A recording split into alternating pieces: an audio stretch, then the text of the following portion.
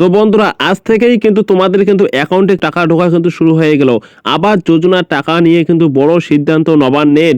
তো দেখো এখানে কি বলা রয়েছে, তো দেখতে পাচ্ছ এখানে কি বলা রয়েছে, দেখতে পাচ্ছ তোমরা যে আবাস যোজনার টাকা নিয়ে বড় সিদ্ধান্ত নবান্নের। তাহলে কি বলা রয়েছে, আবাস যোজনার টাকা নিয়ে বড় সিদ্ধান্ত নবান্নের। তো আমরা যদি নিচে স্ক্রল করি তোমাদেরকে আমি দেখিয়ে দিচ্ছি। দেখো এখানে কি বলা রয়েছে, তোমাদেরকে আমি দেখিয়ে দিচ্ছি, তবেই কিন্তু তোমরা বুঝতে পারবে যে আজ থেকেই কিন্তু টাকা দেওয়া কিন্তু শুরু হয়ে গেছে। দেখো এখানে কি বলা রয়েছে যে রাজ্য জুড়ে একের পর এক সরকারি প্রকল্পে দুর্নীতির অভিযোগ উঠেছে। কিছুদিন আগেই রাজ্য সরকারের তরুণের স্বপ্ন প্রকল্পে পড়ুয়াদের ট্যাবের টাকা কেলেঙ্কারি ঘটনায় মুখ পুড়েছে পশ্চিমবঙ্গ রাজ্য সরকারের। অর্থাৎ কিছুদিন আগে যে ট্যাবের যে টাকার যে ব্যাপারটি যে ছিল সেখানে কিন্তু গন্ডগোল হয়ে গিয়েছিল, অনেক কিন্তু টাকা কিন্তু মার গিয়েছিল, সেই কারণে কিন্তু নবান্নের কিন্তু একটু মুখ আর কি ইস্যু হয়ে গিয়েছিল। তো এবার দেখো এর জন্য কি বলেছে যে এই ঘটনার পরেই কার্যত নড়েচড়ে বসেছে রাজ্য প্রশাসন অর্থাৎ নবান্ন। মুখ্যমন্ত্রী মমতা ব্যানার্জি কড়া নির্দেশ পেয়ে তড়িঘড়ি পদক্ষেপ নেওয়া শুরু হয়। দেখো আবার কি বলা রয়েছে যে আবাসে দুর্নীতি রুখতেও বিরাট করা নবান্ন।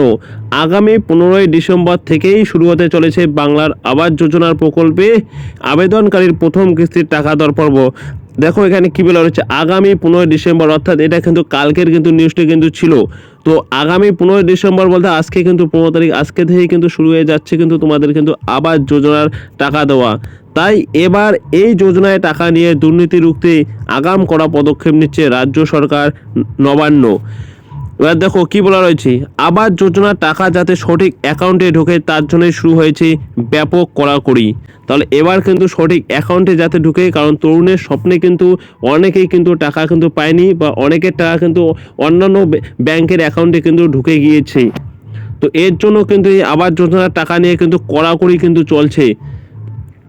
তো দেখো এখানে কি বলা হয়েছে, আবার কি বলা হয়েছে তোমরা দেখতে পারবে যে তরুণের স্বপ্ন প্রকল্পে দেখা গিয়েছিল যে পড়ুয়াদের ট্যাবের টাকা অন্যান্য অ্যাকাউন্টে চলে গিয়েছিল। তাই ওই একই জিনিস যাতে আবাস যোজনার ক্ষেত্রেও না হয় তার জন্য এবার উপভোক্তা পিছু অভিন্ন আইডি দেবে রাজ্য সরকার। নির্দিষ্ট ওই আইডির উপর নির্ভর করেই বেরিয়ে আসবে সঠিক পরিচয়। মূলত শিবির করে এই অ্যাকাউন্টের যাচাই হবে। তবে যে সমস্ত উপভোক্তাদের মোবাইলের সঙ্গে তাদের আধার লিঙ্ক নেই তাদের ক্ষেত্রে বায়োমেট্রিক নেওয়া হবে। মোবাইলের সাথে যাদের আধার কার্ডের লিঙ্ক নেই তাদের কাছ থেকে কিন্তু বায়োমেট্রিকটা নিয়ে নেওয়া হবে। জানা যাচ্ছে এর জন্য উপভোক্তাদের গুরুত্বপূর্ণ নথি হিসেবে পাস বইয়ের জেরক্স ও ক্যান্সেল চেক জমা দিতে হবে। নবান্ন সূত্রে খবর, অর্থ দপ্তর সব দপ্তরকেই রিজার্ভ ব্যাংকের ন্যাশনাল পেমেন্ট কর্পোরেশন অফ ইন্ডিয়ার মাধ্যমে ভ্যালিডেশন করার নির্দেশ দিয়েছেন।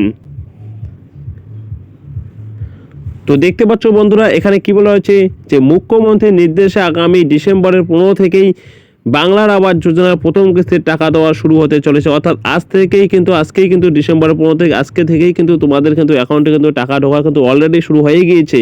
তার আগে আবাসের টাকা নিয়ে দুর্নীতি রুখতে গ্রাম পঞ্চায়েতগুলিতে বিশেষ ক্যাম্প করে দফায় দফায় উপভোক্তাদের নাম পরিচয় সহ সমস্ত নথি যাচাই করছে প্রশাসন। ক্যাম্প থেকে ছাড়পত্র দিলে তবেই উপভোক্তাদের অ্যাকাউন্টে কিন্তু টাকা ঢুকবে। দেখো আবার কি বলা রয়েছে যে এই গোটা প্রক্রিয়াটি সম্পূর্ণ করার জন্য একটি বিশেষ পোর্টালও খোলা হয়েছে। এক্ষেত্রে কি কি নিয়ম মানতে হবে সেই তালিকাও বিডিও অফিসে পাঠানো হয়েছে। আধার লিঙ্কের সাহায্যে শিবির থেকেই উপভোক্তার নাম পরিচয় ব্যাংকের তথ্য যাচাই করা হবে। শুধু তাই নয়, আধারের সঙ্গে যুক্ত মোবাইলে ওটিপি গেলে তবেই কিন্তু চূড়ান্ত হবে উপভোক্তার নামের তালিকা।